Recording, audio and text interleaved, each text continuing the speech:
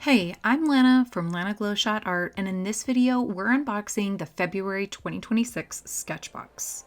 This month's box is all about working with a monochromatic mixed media palette. Ready to get into it?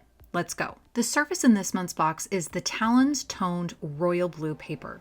This pad comes with 12 sturdy 4x6 sheets that are made from a blend of cotton and recycled fibers. The surface has a slight texture that gives you just enough tooth for layering a variety of different materials, which will be perfect for this month's mixed media box. Next, we have 3 Derwent drawing colored pencils in Arctic, Oyster, and Midnight. These colors are part of a newly expanded palette that Derwent just released. Here, I am swatching Arctic and then Oyster. Both are light in value and look similar at first, but Arctic leans cool while Oyster is slightly warmer. This gives you some nice temperature control in your pieces.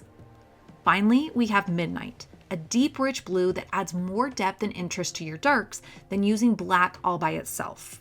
Outside of my role at SketchBox, I am primarily a colored pencil artist and teacher, and the Derwent drawing line is one of my all-time favorites. I love their thick, creamy cores and how easily they blend. Here I am layering Arctic and Midnight to create a gradient, and I love these new, rich, opaque blues that I was able to create. Now, let's use one of these pencils to sketch out some sea creatures, which is our prompt for this month. As I start my shapes, I'm keeping things loose with simple gestural lines and basic forms. The octopus, for example, begins with a simple circle for the head, but then I refine it to make it a little bit more specific. Then I add a few tentacles without worrying too much about proportion or detail. I'm just aiming for an overall impression here. These little sea creature doodles will be filled in with the next material in our box to create solid silhouettes. So any guidelines that you draw through your shapes are going to be completely covered. Have fun with this warm-up and keep it really playful. Next, we have the SketchBox signature paint markers in white, black, and sapphire. These acrylic markers have a brush tip that works well for filling in large areas, creating crisp edges, and making more painterly marks. They can be used on a variety of surfaces, everything from paper to glass or even wood. But on this particular paper, you might want an extra layer of white if you're looking for full opacity. These markers can also be blended together while they're still wet to create new colors, but you'll need to work fairly quickly so you can blend the colors before the paint dries.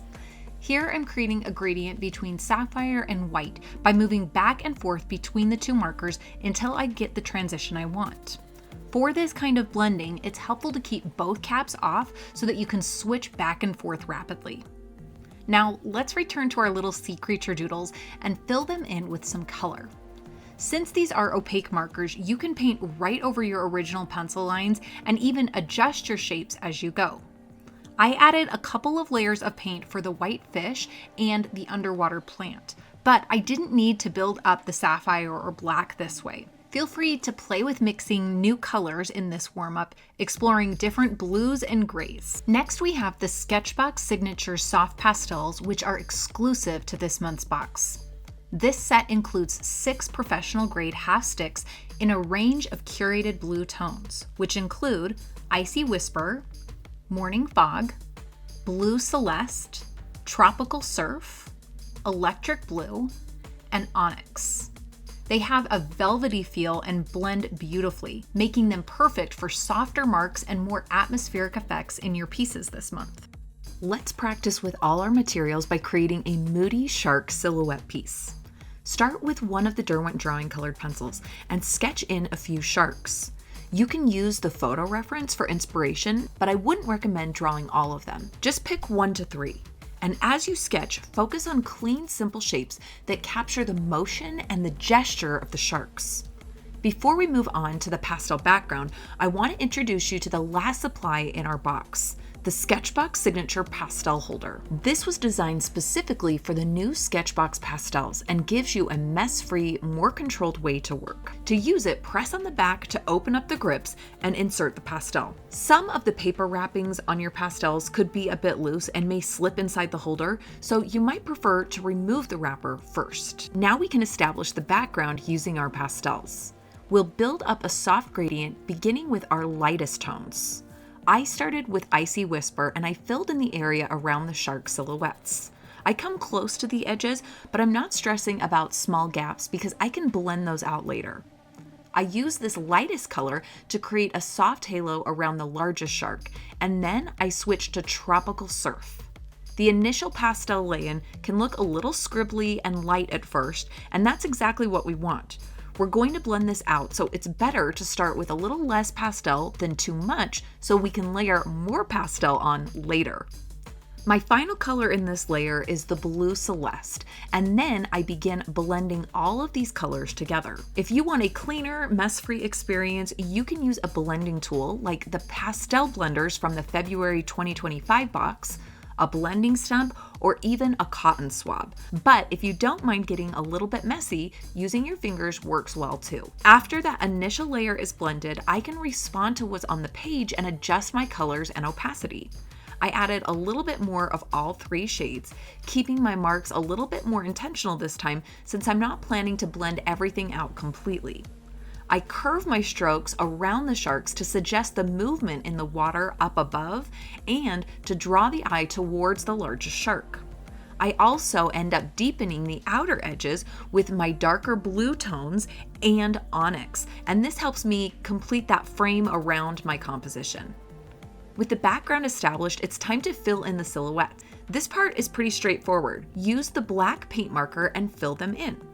If there's a lot of pastel dust inside your shark shapes, I recommend removing it first so that the acrylic paint can glide more smoothly over the paper. You can lift your artwork up and gently tap it on a scrap sheet of paper to shake off the loose dust, and you can pick up any remaining specks with a kneaded eraser or a small amount of rolled tape. To finish this piece, I added a touch more texture to the water using my Derwent drawing colored pencils. Now, let's move on to one more project. This time we'll be drawing an orca, and instead of creating silhouettes, we're going to focus on details so both the orca and its environment feel three-dimensional. For the orca, I began with my Arctic Derwent drawing pencil, and I created an initial sketch. My first priority was placing the orca correctly on the page. I didn't want the dorsal fin running off the edge, but I still wanted the orca to feel as large and present as possible. To figure out this composition, I started with very simple shapes, and I didn't add any details until I was happy with the overall placement. If you happen to make a mistake as you are working on placing your orca, don't stress out about it at all. These lines can easily be covered up with the other materials in this month's box, so just focus on getting that orca on the page and moving on to the next step. As I refined my sketch and added the other fins and some of the markings, I also started to block in the background. If the orca is going to be the star of this piece, the background needs to be considered from the very beginning rather than added in as an afterthought. Once the main shapes are established, I switched over to my Midnight Derwent drawing pencil and I marked out where the darkest darks would be. This helps me start seeing the relationships between lights and darks early on. I also use this pencil to block in the dark reflection of the orca in the water. The darkest value that I can achieve with the materials in this box is definitely with my black paint marker. So once I'm finished sketching, I switch over to that tool and I map in the darkest darks on the orca and in the reflection beneath it. And when I say darkest darks, I don't mean coloring in every area that's black on the orca, because some of those black regions, like the part of the back, are being hit by light, so they won't be painted a true black. Instead, I'll use a mid-value blue. Be sure to look closely at your reference image and consider the lighting, not just the local color of the animal. This same idea applies to the lighter areas as well. Not all of the white markings are going to be pure white. In fact, the shadow along the underside of the orca is actually quite dark. To capture that, I mix the white, the black, and the sapphire paint markers together to create a low-intensity, darker blue. I keep the caps off my markers while I work so I can move quickly between each color, and that speed allows the colors to blend smoothly from light to dark.